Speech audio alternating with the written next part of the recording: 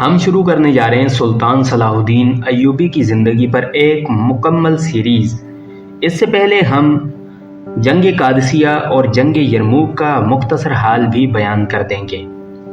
آج سے 1500 سال قبل دنیا کے نقشے پر دو عظیم طاقتیں موجود تھیں، ایک روم اور دوسری ایران۔ موجودہ سیاسی اصطلاح میں کہا جا سکتا ہے کہ یہ دونوں ماضی کی سپر پاورز تھیں۔ روم پر عیسائیوں کی حکمرانی تھی اور ایران مجوسیوں یعنی آتش پرستوں کا مرکز تھا۔ ان کے عقیدے کے مطابق آگ ہر شے کو جلا دینے کی صلاحیت رکھتی تھی، اس لیے اسے خدا کا درجہ دے دیا گیا تھا۔ ایران کے تمام چھوٹے بڑے معبدوں میں ہر وقت آگ روشن رہتی تھی اور پجاری بھڑکتے ہوئے شعلوں کے سامنے سجدہ ریز رہتے تھے اور صدیوں سے یہ مخصوص دعا مانگتے تھے، اے ہمارے معبود، جس طرح تو لازوال و عظیم ہے، اسی طرح اپنے نام لیواؤں کو بھی عزت و جلال عطا کر، ہمیں ہمارے دشمنوں پر ایسا غلبہ بخش دے جیسا ذبح ہونے والے جانور بے دست و پا نظر آتے ہیں۔ اہل زمین کے دلوں میں ہماری ہیبت ایسی ڈال دے کہ وہ سوتے ہوئے بھی ہم سے خوف زدہ رہیں اور درفش قادیانی کو اتنا بلند کر کے وہ آسمان کو چھونے لگے۔ درفش قادیانی دراصل آتش پرستوں کا مقدس پرچم تھا۔ ایرانی افواج اور عوام اس پر پورا یقین رکھتے تھے کہ جس میدان جنگ میں یہ متبرک جھنڈا لہرائے گا، وہاں دشمن شکست فاش سے دوچار ہوگا اور مجوسیوں کو عظیم و عالیشان فتح حاصل ہوگی۔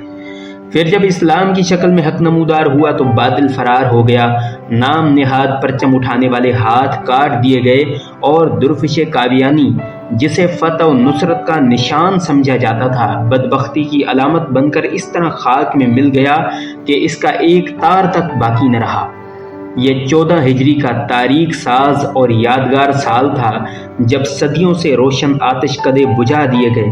آگ کے پجاری کہا کرتے تھے کہ یہ شعلے کبھی سرد نہیں ہوں گے اور انہیں بجھانے والی مخلوق آج تک پیدا نہیں کی گئی، مگر جب ایمان کی تیز ہوائیں فاران کی چوٹیوں سے اتر کر ایران کے میدانوں میں داخل ہوئیں تو پھر سب خش و خاشاک کی مانند اڑنے لگا۔ نوشیروان کی نادر اور قیمتی یادگاریں مٹی کے کھلونوں کی طرح حقیر اور ارزاں ٹھہری۔ جس طرح کعبے میں رکھے ہوئے بت منہ کے بل گر کے ہو اللہ احد کہتے تھے، اسی طرح ایوان کسریٰ کے بلند اور سنگی مینارے زمین بوس ہو کر اللہ کی کبریائی بیان کر رہے تھے۔ مغرور شاہوں کے نسب نامے ورق ورق ہو کر بکھر گئے، ان کے اٹھے ہوئے سر انسانی ٹھوکروں اور گھوڑوں کی سموں سے پامال ہونے لگے، ہڈیاں چٹک کر ٹوٹنے لگیں اور پھر راستوں کا غبار بن کر رہ گئیں، یہاں تک کہ ان کی آخری نشانیاں تک باقی نہیں رہیں۔ اتنی قدیم اور طاقتور سلطنت کی بساط یوں الٹی کہ مرثیہ خوا تک نہ رہے، ماتم کساروں کو مکافات عمل نے کھا لیا۔ موت کا خونی دہن اپنے پورے طول و عرض کے ساتھ کھلا ہوا تھا اور ایران کی فضاؤں میں بہت دن تک یہ ہولناک صدا گونجتی رہی، ہے کوئی اور، ہے کوئی اور۔ پھر جواب میں وقت کے نقیب نے پکار کر کہا، کوئی نہیں، کوئی نہیں سوائے اللہ کے۔ یہ آواز سنتے ہی رسول اللہ صلی اللہ علیہ وسلم کے محترم ماموں اور لشکر اسلام کے سالار سعد رضی اللہ عنہ بن ابی وقاص کی شمشیر اپنی نیام میں چلی گئی اور جانے کتنی راتوں سے کرب کے عالم میں جاگنے والے حضرت امیر المومنین عمر فاروق اعظم کو قرار آ گیا۔ یہ تھا جنگ قادسیہ کا مختصر حال جس نے ایرانیوں کی کمر توڑ کر رکھ دی اور شہنشاہ یزدگرد کسی زخمی بھیڑیے کی طرح اپنی ہی سرزمین پر پناہ ڈھونڈتا پھر رہا تھا۔ اہل ایمان کی یلغار جاری رہی، یہاں تک کہ مجاہدین اسلام کے گھوڑوں نے مدائن خوزستان، اہواز، نہاوند، اصفہان، ہمدان، رے، کرمان، سیستان اور خراسان کو رونڈ ڈالا۔ شہنشاہ یزدگرد فرار ہو کر ترکستان چلا گیا۔ مسلم سالار احنف بن قیس رضی اللہ عنہ نے ایران کا سارا خزانہ مال غنیمت کے طور پر امیر المومنین عمر فاروق اعظم کی خدمت میں مدینہ منورہ بھیج دیا۔ زر و جواہرات کے اس انبار کو دیکھ کر حضرت عمر رونے لگے۔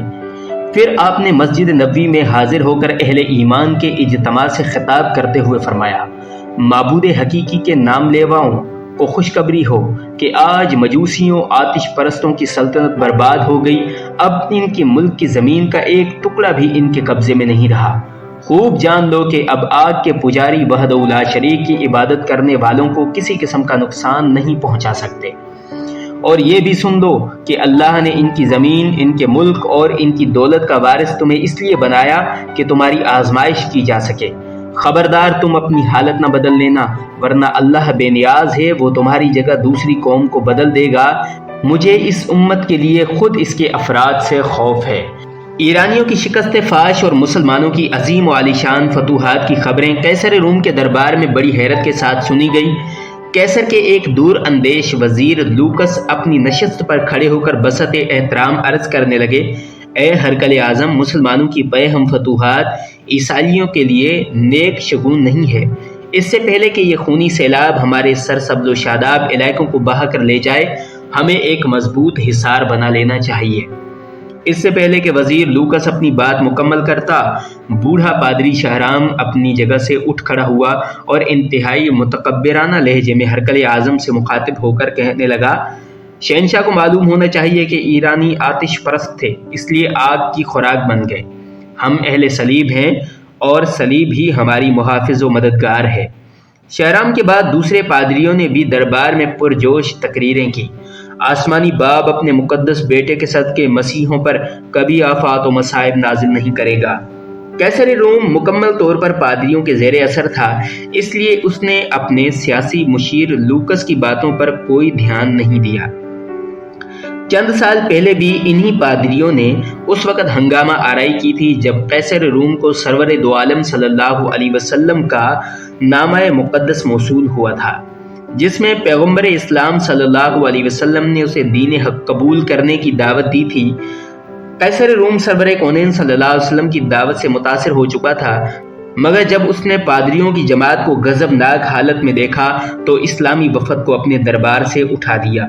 اللہ کے آخری رسول صلی اللہ علیہ وسلم کو دنیا سے رخصت ہوئے صرف 4 سال کا مختصر ترین عرصہ ہوا تھا۔